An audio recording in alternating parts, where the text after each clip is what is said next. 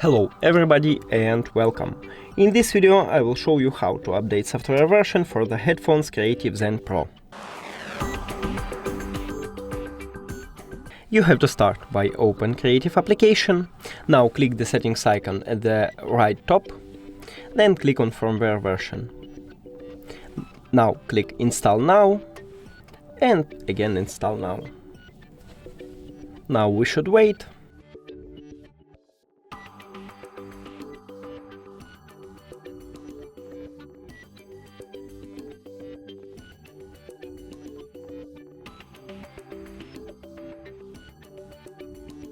And then click OK. We just did it! Thank you for watching this video. If you found it helpful, please consider subscribing to channel and leave the like on the video. It's really important to us. See you later!